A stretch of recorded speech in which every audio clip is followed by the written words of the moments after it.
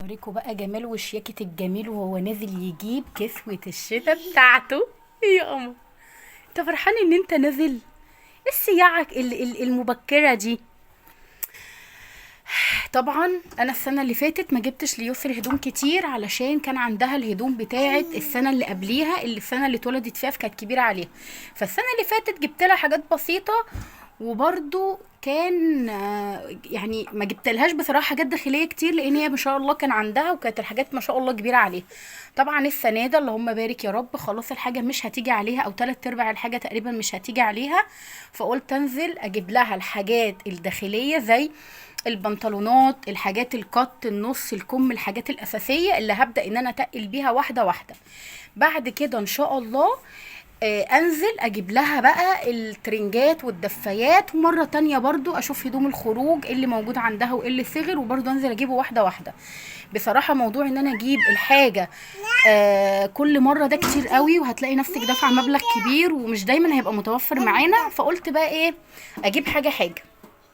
هنزل دلوقتي السيدة زينب، شارع دخلته أول مرة مع قريبتي، كنت بجيب حاجات للنونو عندها، وما شاء الله الشارع ده أول مرة أشوفه. فقلت خلاص لما أنزل أجيب حاجات يسر، هنزل إن شاء الله أصور في الشارع ده وأجيب منه الحاجة. عايزة أقول لكم الشارع ده كان فيه كل الحاجات اللي بدور عليها وأنا حامل وما كنتش عارفة بتتباع فين.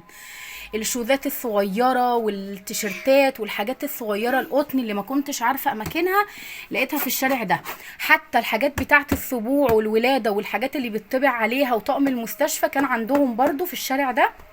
هو شارع كله مليان حاجات اطفال. فقلت اخدكم معايا جوله، لان طبعا خلاص احنا داخلين على الشتاء، فكله دلوقتي بيجيب الحاجات بتاعه الاطفال. يعني كلنا دلوقتي هنبدا ان احنا نجيب كسوتهم. فيلا بينا نقابل بابا يسر ونروح السيده زينب ونشوف هنجيب ايه، وخليكم معايا لاخر الفلوج. ما تنسوش بس اللايك والشير وصلوا على النبي واذكروا الله في الكومنتات، ويلا بينا نبدا الفلوج. اول حاجه هنا بقى خلاص كنت نزلت قدام اسم السيده زينب، المبنى الابيض ده اسم السيده زينب. حاولت اصور من قدامه ولكن طبعا التصوير ممنوع. هنا بقى دخلت الشارع اللي جنب الاسم ده، بتسالوا على الشارع اللي فيه ملابس الاطفال او الشارع اللي فيه السوق، اي حد بيدلكم عليه. بصوا بقى انا دخلت المحل على طول اللي جبت منه الحاجه مع قريبتي بصراحه، لانه كان عنده حاجات عجباني قوي، وانا من الناس لما بلاقي المكان فيه الحاجه اللي انا عايزاها ما بحبش الف، بجيب منه كل حاجه.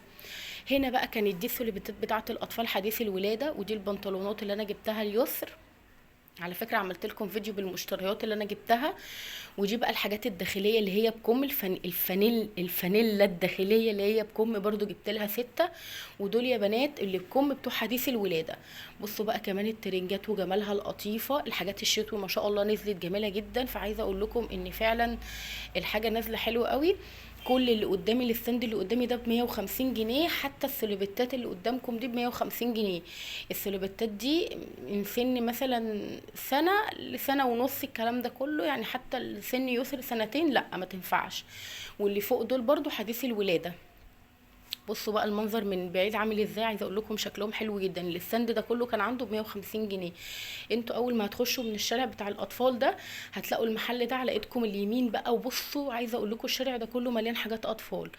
فانا ما لفتش كتير طبعا عشان كان معايا يسر، وانتوا فاهمين طبعا النزول بالاطفال بيبقى بهدله. فانا حبيت ان انا بس اصور لكم جزء من الحاجات اللي موجوده في الشارع.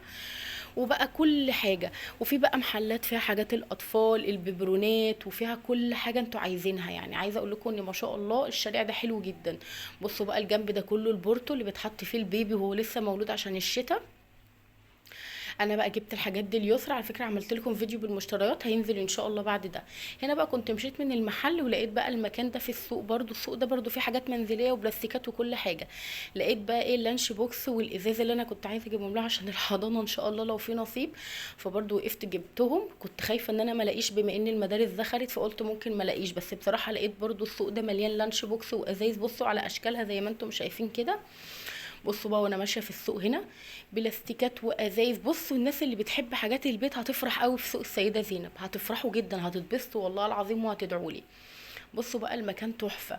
حاجات بقى ازاز وسوق. وهنا الشراويل بتاعه المدرسه ناس كتير برضو بتقعد تدور عليها. شراويل المدرسه بالوانها كلها موجوده، والتيشيرتات. وفي حاجات بسيطه قوي نص كم. هنا كنا راكبين بقى التوك توك عشان كنا رايحين ناكل، بصراحه ما كناش اتعشينا، فكنت جبت خلاص الحاجه ورايحين ناكل.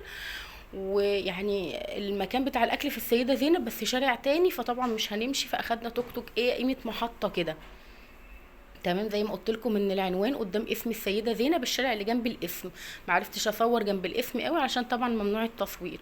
بس اكلنا، وهنا بقى ركبنا الميني باص اللي هو الاخضر العالي دوت، ومروحين بقى البيت هنا. وكنا بصراحه هلكنا تعب، يسر طلعت عينينا حرفيا، بهدلتنا اليوم ده في الشارع.